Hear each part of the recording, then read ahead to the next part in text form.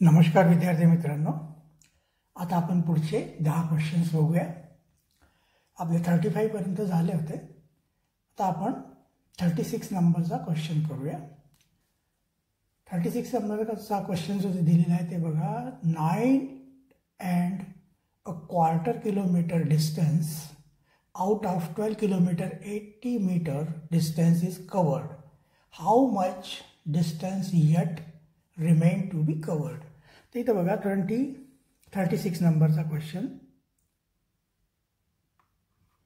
इथे काय दिलेलं आहे आपल्याला की टोटल 12 किलोमीटर 80 मीटर, ठीक आहे, 12 किलोमीटर आणि 80 मीटर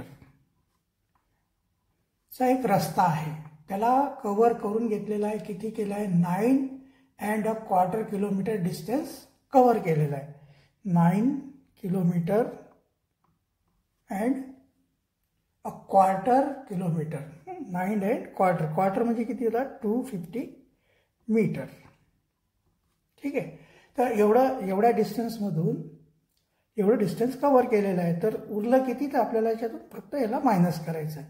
मायनस करताना आता तुम्ही बघा, हे 80 मीटर आहे, हे 250 मीटर आहे. 80 मधून 250 मायनस होणार नाही.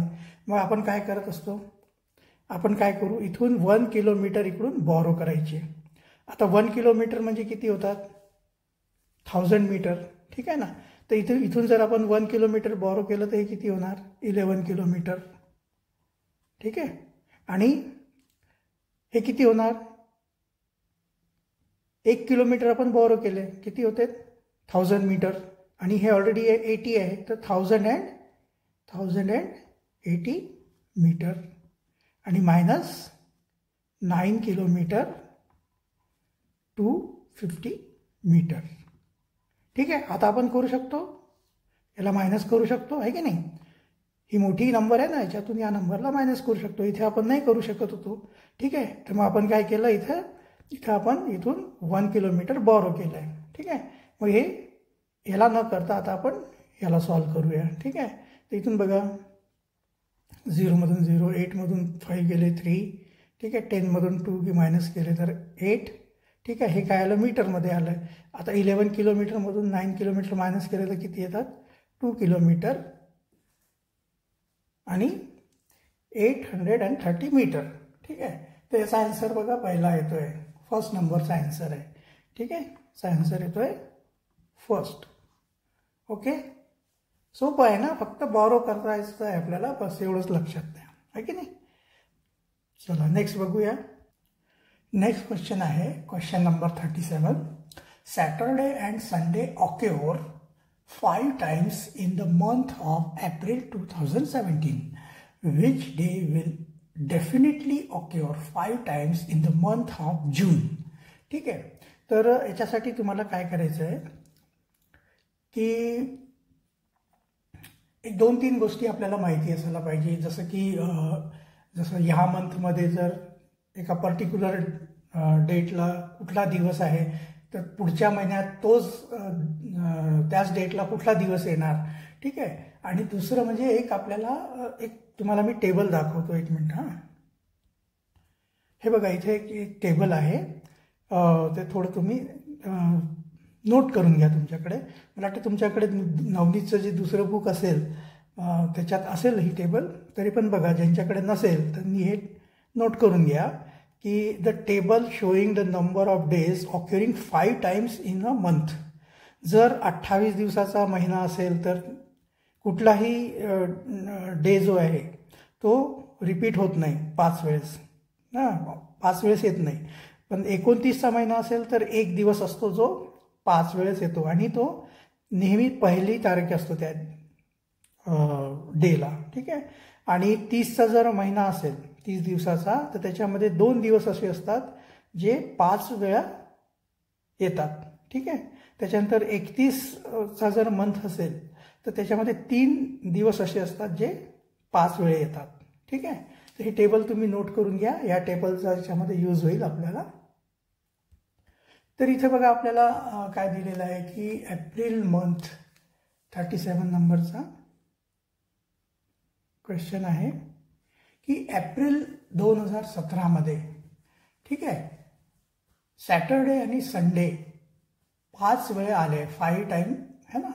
Saturday and Sunday occur 5 times in the month of April 2017. ठीक आहे. Which day will definitely occur 5 times in the month of June 17. ठीक आहे. तर एप्रिलमध्ये आता आपण ते टेबल दाखवलं आहे तुम्हाला. एप्रिल काय आहे, 30 दिवसाचा मंथ आहे. ठीक आहे. तर त्याच्यामध्ये जे 30 दिवसाचं आहे तर त्याच्यामध्ये 2च दिवस असे असतात जे तुमचे 5 टाइम्स येतात. ठीक आहे. एप्रिल जे आहे, एप्रिल 2017मध्ये काय म्हणतात त्याला, 5 वेळेस येणारे 2च दिवस असतील आणि ती 1 तारीख आणि 2 तारखेला असणार आहे. ठीक आहे. 1 आणि 2 तारखेला असणार आहे. त्याच्यानंतरचे आता हे बघा, सॅटरडे आणि संडे या दिवशी काय येणार, सॅटरडे, आणि इथं काय येणार, संडे. ठीक आहे. मग इथं Friday, Thursday, Wednesday, Tuesday, Monday. ठीक आहे. याच्या पुढची तारीख बघा किती किती येतात बघा, 7-7 दिवसांनी येते ना. 2 आणि 7 9 आणि 7 16 आणि 7 23 आणि 7 30. ठीक आहे. लास्ट डे जो असेल त्याचा. त्याच्यानंतर इथं बघा 8 15 22 आणि 29 तारीख. ठीक आहे. असेच इथं आता हे 2 तारीख संडेला आली आहे तर मंडेला किती येणार आहे, 3 है ना, 4 5 6 7 8 9. आता हे आपण पूर्ण कॅलेंडर करत नाही बसू. ठीक आहे. आता एक दुसरी याच्यामध्ये आपल्याला गोष्ट कुठली बघायची आहे, जर एप्रिल मंथ 30 दिवसाचा आहे. ठीक आहे. 30 दिवसाचा आहे त्याच्यामुळे जे डेज रिपीट कुठले झाले, सॅटरडे आणि संडे रिपीट झाले आणि 1 आणि 2 तारीख जी आहे ते सॅटरडे आणि संडेलाच राहणार. ठीक आहे. दुसरी अजून एक गोष्ट काय असते, जर एप्रिलमध्ये 1 एप्रिल जर सॅटरडेला आहे तर मे मंथमध्ये मे जे आहे 1 मेला कुठला डे असेल, हे कसं काढायचं आपण. 1 मेला कुठला डे असणार आहे तुम्हाला माहिती आहे ना. हे जितकी टोटल डेज असतात त्याला डिवायडेड बाय, है ना. तसं तर इथं एप्रिलमध्ये किती आहे, 30 डेज आहेत. ठीक आहे. याला डिवायडेड बाय 7 करायचं असते. तर 7 4 आर 28. रिमेनिंग किती राहिले, 2. रिमाइंडर राहिले 2. तर इथे जर 1 जे आहे सॅटरडेला आहे तर त्याच्यात जी 1 मे जी आहे ती कधी असणार आहे, 2 दिवस पुढे, म्हणजे सॅटरडे नंतर संडे मंडे. तर इथं 1 मेला काय असणार आहे, मंडे 1 मेला असणार आहे. ठीक आहे. सेम आता जूनमध्ये काय होणार,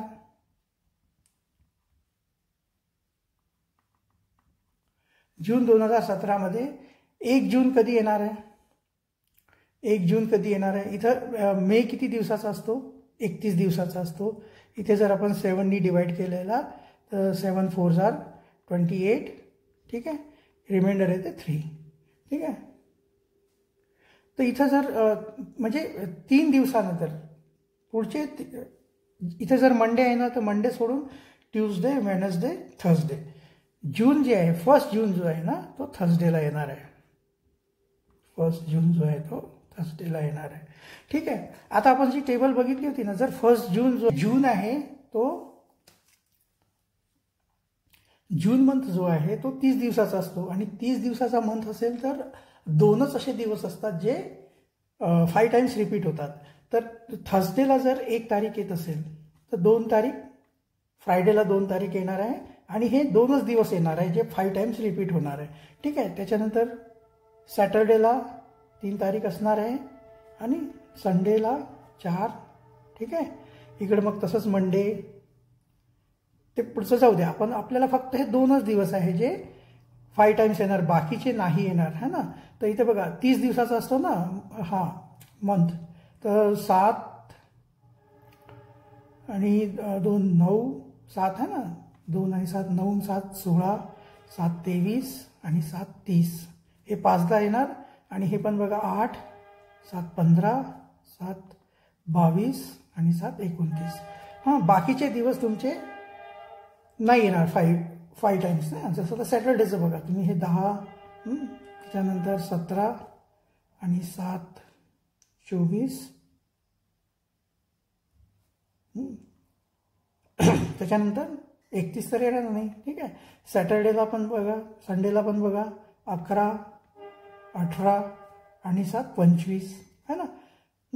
इकडं नंतर बघा जर आपण पूर्ण कॅलेंडर कंप्लीट करायला जातो म्हटलं तर मग इथं आपल्याला सगळं वेडनेसडे, मंडे आणि ट्यूजडे आणि मंडे असं लिहावं लागेल. तर इथं तर डेट नसणार आहे. पुढची 5 डेट इथं येणार 6, 7, 8, 9, 10, 11 आहे ना. 11 नंतर 12, 13, 14, 19, 20, 21 हा ना. 25 नंतर 26, 27, 28. ठीक आहे. 29, 30 असं हे पूर्ण कॅलेंडर झालं जूनचं. तर इथं बघा जूनमध्ये फक्त हे 2च दिवस आहे, कारण जून 30 दिवसाचा आहे. तर जेव्हाही 30 दिवसाचा मंथ असेल तर फक्त 2च दिवस आहे तुमचे 5 टाइम्स होणार. ठीक आहे. तर याच्यामध्ये डेफिनेटली आपल्याला कुठला दिवस येतो याच्यामध्ये? फ्रायडे. ठीक आहे ना. त्याच्यामधला जो आन्सर आहे तो 3rd. ठीक आहे. याचा आन्सर किती येतोय? 3rd. चला ठीक आहे. नेक्स्ट बघूया. नेक्स्ट क्वेश्चन आहे question number 38. The cost of 1.5 kg of some vegetable is ₹60. How many kg of that vegetable can be purchased for ₹600? सोपं आहे. डायरेक्ट आपण हॅन्स देअरफोर करूया. याचा 38 नंबरचा क्वेश्चन आहे. हॅन्स किती? 60 रुपीजमध्ये है ना. 60 रुपीजमध्ये किती व्हेजिटेबल येते? 1.5 kg व्हेजिटेबल येते. ठीक आहे. मग 600 रुपीजमध्ये. ठीक आहे ना. आता तुम्हाला ना एक इंटरेस्टिंग गोष्ट सांगतो मी. इथं बघा हे रुपीजला आपण एक साईन बनवूया. ठीक आहे. रुपीजाचं आजकाल याचं साईन असं झालंय ना, रुपीज है ना, रुपीज. ठीक आहे. आता इथं बघा हे जे युनिट असतात ना ते कसे कॅन्सल होतात आणि आन्सर कुठल्या युनिटमध्ये येते ते तिथे पण समजून घ्या. हे बघा इथं काय 1.5 आणि kg सह लिहू आपण याला. इंटू हे होणार 600 रुपीज आणि डिवायडेड बाय 60 रुपीज. हेन्स आणि देअरफोरचा हाच रूल असतो. इथे जी नंबर असते ती आणि ही नंबर यांचं मल्टिप्लिकेशन होते आणि या नंबरचं डिव्हिजन होते. आता इथं बघा हे रुपीज आणि रुपीज कट होतात. ठीक आहे. आणि इथे उरते काय? फक्त kg. तर आपला जो आन्सर आहे ना तो नेहमी kg मध्ये येणार. हे पण एक लक्षात ठेवा. मॅथमॅटिक्सचा एक सिम्पल जो बेसिक रूल आहे. ठीक आहे. की असे युनिट्स कुठले येणार? युनिट खूप फार महत्त्वाचे असतात. ठीक आहे ना. इथं जे आन्सर येईल तो kg मध्ये येईल, रुपीजमध्ये नाही येणार, कारण 1 रुपी कॅन्सल झालेला आहे. ठीक आहे. तर इथं जर आपण याला सॉल्व केलं तर बघा हे किती 60 आहे आणि हे 600 आहे. तर 10 टाइम्स तुमचं हे डिवाइड होऊन जाणार. ठीक आहे. 15 × 10 किती होतात? 150. पण इथं 5 नंतर एक डिजिट नंतर डेसिमल आहे तर 150 मधलं काय राहणार? फक्त 15 kg तुमचं आन्सर येणार. ठीक आहे. तर याचा आन्सर इथे बघा 4th नंबरचा आन्सर आहे. याचा आन्सर नंबर आहे 4th. ठीक आहे. अगदी सोपं आहे. तुम्ही बेसिक जे आहे ना मॅथ्सचे ते फक्त समजून घेतलं ना तर मॅथ्स एकदम इझी सब्जेक्ट आहे. खूप इझी सब्जेक्ट आहे. ठीक आहे. ते आपल्याला बेसिक माहिती नसतात त्याच्यामुळे तो प्रॉब्लेम येतो आपल्याला. ठीक आहे. चला नेक्स्ट बघूया आता 39 नंबरचा क्वेश्चन आता की a water tank of capacity 6000 litre is filled completely by a tap in 2.5 hours. How many liters of water will be filled in the tank if the tap is kept open for 1 hour and 40 minutes? ठीक आहे. इथं आता आपल्याला काय करायचं आहे? Actually इथं जे टाईम जो दिलेला आहे ना असं फ्रॅक्शनमध्ये दिलेलं आहे. म्हणजे जर सिंपल आपल्याला 2 आवर्स दिलं असतं, 1 आवर दिलं असतं तर आपल्याला ते क्वेश्चन इझी गेला असता. पण इथं आता आपल्याला जे दिलेलं आहे ते तसं ते दिलं आहे. पहिला जो दिला आहे टाईम तो दिला आहे 2.5 आवर आणि दुसरा जो दिलेला आहे तो 1 आवर and 40 मिनिट. ठीक आहे. तर आपण काय करू पहिले क्वेश्चन नंबर 39 बघा. इथं आपल्याला पहिले काय करावं लागेल की 2.5 आवर त्याला मिनिटमध्ये आपण कन्व्हर्ट करून घेऊ. 2.5 आवर है ना.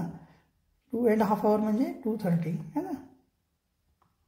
ठीक आहे. 2 आवर जे आहे म्हणजे 2 आवर म्हणजे मिनिट्स किती होतात 120 मिनिट्स है ना. 1 आवरमध्ये 60 मिनिट तर 2 आवरमध्ये 120 मिनिट आणि हे 30 मिनिट. ठीक आहे. टोटल किती झाले 150 मिनिट्स. 2 आवर आणि 30 मिनिटला आपण 2 आवरचे 120 आणि हे 30 मिनिट है ना. हे मिनिट्स आहे ना. हे पण मिनिट्स आहे हे पण मिनिट्स आहे. तर हे 150 मिनिट येणार 2 आवर 30 मिनिट म्हणजे. दुसरं 1 आवर आणि 40 मिनिट. 1 आवर आणि 40 मिनिट हे किती होणार 1 आवरचे किती होतात 60 मिनिट आणि याचे 40 मिनिट. टोटल किती होतात 100 मिनिट्स. ठीक आहे. तर आता याच्यावरून आपण हा क्वेश्चन सॉल्व करू. ठीक आहे. की एक टँक आहे त्याला कम्प्लिटली भरायला त्याला 150 मिनिट लागतात. तर 150 मिनिटमध्ये जर 600 लिटर फिल होत असेल तर 100 मिनिटमध्ये किती लिटर फिल होणार. सिंपल होऊन जाते मग. हॅन्स देअर फोरनी हॅन्स 6000 नाही सॉरी 6 तर पहिले नाही ना. हॅन्स 150 मिनिट्स मध्ये तुमचे किती लिटर फिल होतात 6000 लिटर फिल होतात. ठीक आहे. त्याच्यानंतर देअरफॉर 100 मिनिट्समध्ये किती फिल होणार बघा 6000 इंटू हे 100 आणि डिवायडेड बाय हे 150. ठीक आहे. 1 0 कॅन्सल होणार. 15नी हे बघा किती टाइम्स होतात 15 4 60 आणि 2 0 400. तर 400 इंटू 10 किती होणार 4000. तर याचं आन्सर बघा 4000 लिटर येते. 4000 म्हणजे तुमचं येते आन्सर नंबर 1. आन्सर नंबर 1 येते. ठीक आहे. काही नाही. इथं आपण काय केलं हे 2 आवर 30 मिनिट आणि 1 आवर 40 मिनिटला मिनिट्समध्ये कन्वर्ट करून टाकलं आणि 150 मिनिटामध्ये जर 6000 लिटर फिल होत असेल तर 100 मिनिटामध्ये 4000 लिटर पाणी फिल होणार. ठीक आहे ना. चला नेक्स्ट क्वेश्चन आहे 40 नंबरचा. What amount should be paid to the shopkeeper if half a kg of ghee at rupees 350 per kg and 3¼ kg of dalda at rupees 80 per kg is bought. ठीक आहे. तर इथं काय काय दिलेलं आपल्याला 40 नंबरचा क्वेश्चन आहे. घी त्याची किंमत किती दिलेली आहे 350 रुपीज 350 पर kg. ठीक आहे. आणि डालडा जो आहे डालडा त्याची किंमत दिली आहे रुपीज 80 पर kg. म्हणजे घी जर घेतलं तर 350 रुपयाला 1 किलो येणार. ठीक आहे. आता इथं आपण किती घी घेतलं आहे म्हणतात त्याच्यामध्ये हाफ kg घी घेतलेलं आहे. मग हाफ kgला याच्यापेक्षा हाफ पैसे लागणार ना.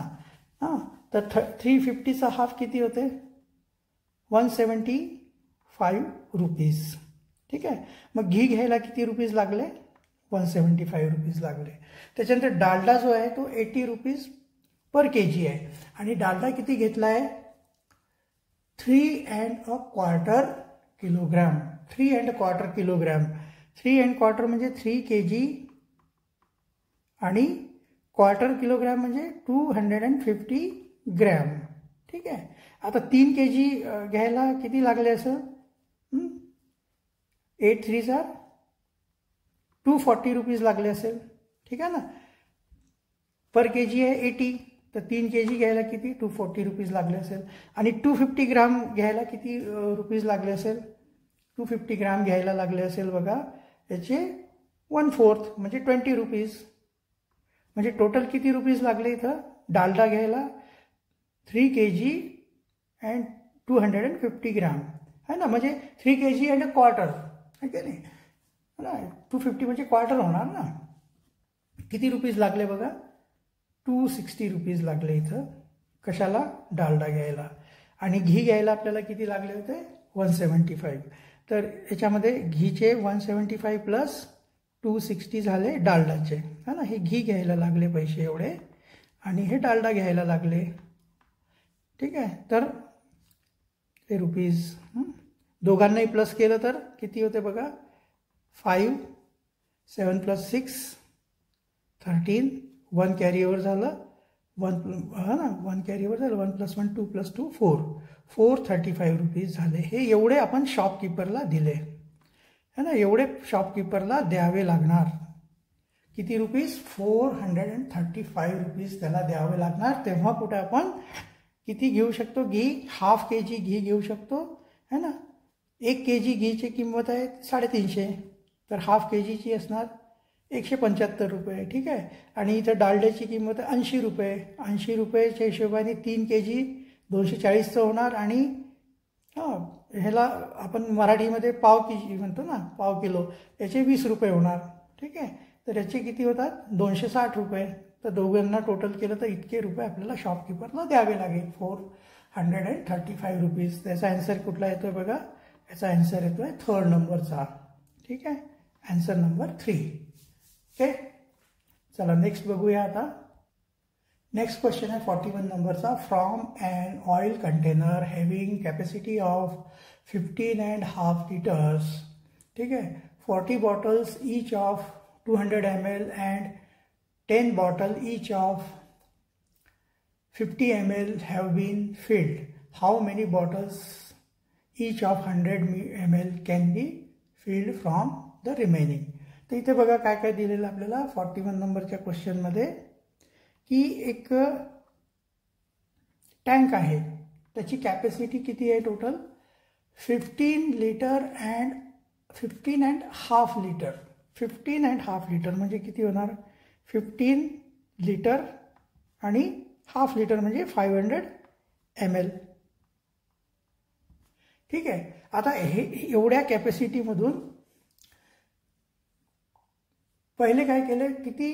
40 बॉटल्स ऑफ 200 ml है ना. 200 mlचे किती बॉटल फिल केले? 40 बॉटल फिल केले. म्हणजे हे किती झाले? 8000 ml झालं. ठीक आहे. त्याच्यानंतर 10 bottles of each of 500 ml. 500 mlच्या किती बॉटल फिल केल्या? 10 बॉटल्स. म्हणजे हे किती झाले? 5000 ml. ठीक आहे. म्हणजे टोटल किती झाले बघा? 13000 ml. ठीक आहे. 13000 ml म्हणजे किती झाले? 13 लिटर. ठीक आहे ना. तर इथून 13 लिटर जे आहे ते 40 बॉटल 200 mlच्या आणि 10 बॉटल 500 ml मध्ये फिल केलं. मग आता इथं किती उरलं आहे टोटल? 2 लिटर आणि 500 ml तुमचं जे आहे ऑइल ते उरलेलं आहे. ठीक आहे ना. आता ह्याच्यामध्ये 2 लिटर आणि 500 ml म्हणजे हे टोटल ml मध्ये किती होणार आहे? 2 लिटरचे 2000 है ना. 2000 ml आणि हे 500 ml. ठीक आहे. म्हणजे टोटल किती झाले? 2500 ml है ना. आता जर आपल्याकडे शिल्लक ऑइल आहे फक्त 2500 ml आणि आपल्याला काय करायचं आहे? किती how many bottles each of 100 ml can be filled from the remaining oil. आता रिमेनिंग ऑइल आपलं किती आहे? 2500 ml आहे. ठीक आहे. आणि टोटल 100 ml आपल्याला किती बॉटल आहे ते किती बॉटलमध्ये आपल्याला फिल करता येईल, ठीक आहे ना, हे काढायचं आहे. तर एक बघा 100 ml फिल केलं जातं एक बॉटलमध्ये, 1 बॉटल है ना. तर 2500 ml ला किती बॉटल लागतील, तर 2500 डिवाइड बाय 10 किती 250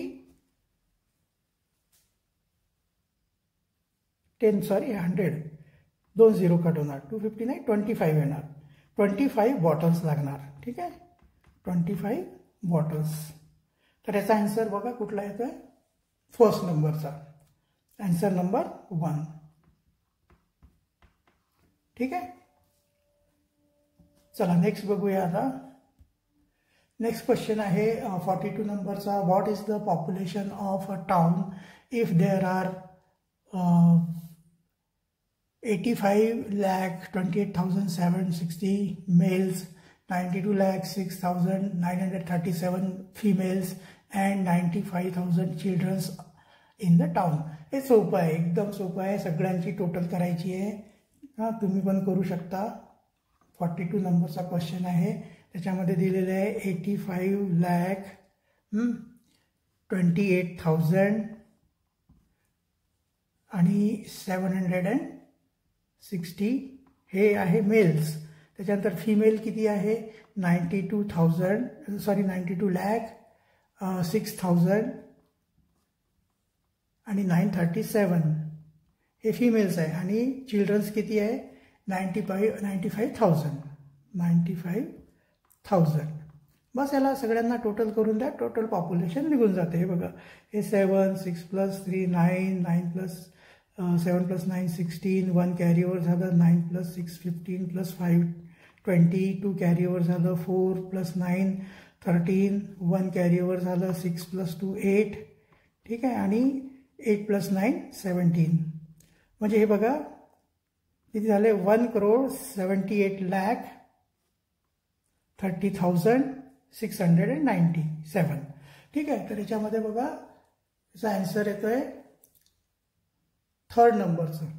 याचा आन्सर काय येतोय, आन्सर नंबर 3, ठीक आहे. सोपं आहे, सगळ्यांना फक्त ॲड करायचं आहे सगळे नंबर्स. ओके, चला नेक्स्ट बघूया.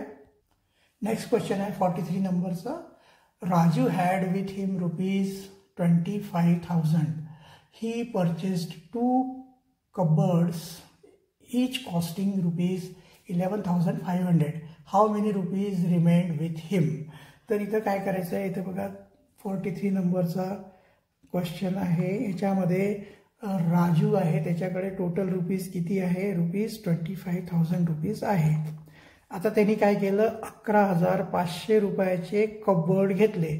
किती कबर्ड घेतले, 2 घेतले, म्हणजे 2दा 11,500 रुपये त्यांनी दिले.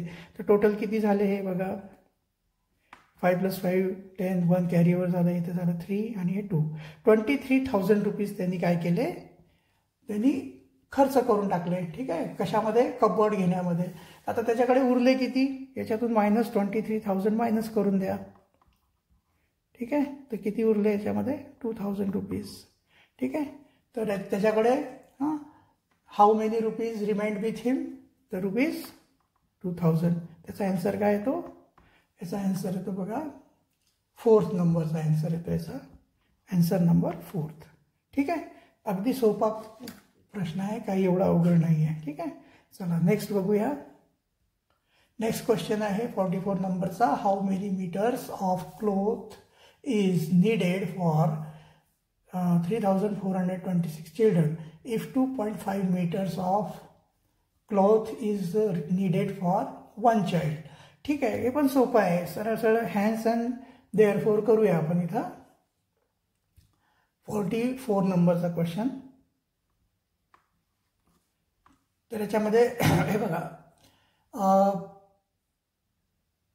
एका मुलाला किती लागते, 2.5 मीटर लागते. इफ किंवा हॅन्स 1 चाइल्ड है ना, 1 चाइल्ड साठी किती हे लागते 2.5 मीटर्स, 2.5 मीटर्स. मग टोटल चाइल्ड्स किती आहे, टोटल मुलं किती आहे याच्यामध्ये, 3426 चिल्ड्रन्स. आता हे चिल्ड्रन्स होणार, चाइल्ड एक होते, चिल्ड्रन्स म्हणजे खूप सारे. तर यांच्यासाठी किती लागणार, पहिले ही नंबर येणार 3, 4, 2, 6 आणि इंटू 2.5 आणि डिवायडेड बाय 1. तर हे डिवायडेड बाय 1 नाही केलं तरी चालतंय. आता याचं आणि याचं मल्टिप्लिकेशन करायचं आहे आपल्याला. ठीक आहे, त्याचं मल्टिप्लिकेशन बघा आता, 3, 4, 2, 6 इंटू 25. ठीक आहे, जागेवर तुम्ही मल्टिप्लिकेशन करायला शिका खरं तर. इथून असं आपण करू शकतो 25 हे. ठीक आहे, पण इथं बघा 25 6 जा 150, 15 कॅरी ओव्हर झाले. जर 25 2 जा 50 प्लस 15 किती होतात, 65, त्याचे 5 आले, 6 कॅरी ओव्हर झाले. 25 इंटू 4 100 प्लस 6 106, 6 तुमचे आले आणि 10 कॅरी ओव्हर झाले. 25 3 जा 75 इंटू 10 85. ठीक आहे, पण आता इथं एक डिजिट नंतर डेसिमल आहे, तर इथं पण एक डिजिट नंतर डेसिमल येणार. तर हे किती येते बघा, 8565 मीटर. ठीक आहे, इथं तुम्ही करू शकताय बघा, 25 6 जा 150, 150 जर आले तर इथं 15 कॅरी ओव्हर होणार. 15 2 जा 50 प्लस 15 65, 6 कॅरी ओव्हर होणार. 25 4 जा 100 प्लस 6 106, है ना. मग इथले 10 कॅरी ओव्हर होणार. 25 3 जा 75 प्लस 10 85. ठीक आहे, ठीक आहे ना. असं करू शकता तुम्ही, पण हे असं करायला इथं वेगळं कशाला वेळ घालवायचा, इथल्या इथं करायला तुम्ही प्रयत्न करा, म्हणजे आपला वेळ वाचेल. ठीक आहे ना. तुम्ही नेहमी लक्षात ठेवा, आपल्याला एक प्रश्न एका मिनिटात सोडवायचा आहे. ठीक आहे, तर जेवढं तुम्हाला शॉर्टकटमध्ये करता येईल तेवढं शॉर्टकटमध्ये करायचं आहे. ठीक आहे, तर हे केल्यानंतर इथं पण एक डेसिमल आहे, तर इथे एक डेसिमल येतो, 8565 मीटर. याचा ॲन्सर येतो आहे 8565 मीटर, म्हणजे ॲन्सर येतो आहे ॲन्सर नंबर 1. ठीक आहे, चला नेक्स्ट बघूया. नेक्स्ट क्वेश्चन आहे 45 नंबरचा. Number when divided by 12 instead of 15 the quotient increases by 10. What is that number. याच्या अगोदर पण आपण कुठल्या तरी एक्सरसाइजमध्ये अशा टाईपचा क्वेश्चन केला आहे. तर याच्यासाठी तुम्हाला हे बघा, आता हे 45 नंबरचा क्वेश्चन आहे. तुम्हाला एक माहिती आहे का, डिव्हिडंड म्हणजे काय होतोय. डिव्हिडंड म्हणजे होतोय डिवायझर इंटू कोशंट. कोशंटला आपण क्यूज लिहू आणि प्लस रिमाइंडर. ठीक आहे, तर आता इथं ना आपल्याला रिमाइंडरचं काही दिलेलंच नाही. इथं असं सरळ सरळ म्हणजे रिमाइंडर इथं कन्सिडर करून चालायला लागलो आपण की 0 आहे. ठीक आहे ना, रिमाइंडरचं काही इश्यूज नाही आहे इथं. ठीक आहे, तर हे राहू द्या. आता इथं क्वेश्चनमध्ये बघा काय दिलेलं आहे की जर एक नंबर आहे, म्हणजे डिव्हिडंड आपल्याला तर माहिती नाही ती नंबर जी डिव्हिडंड आहे.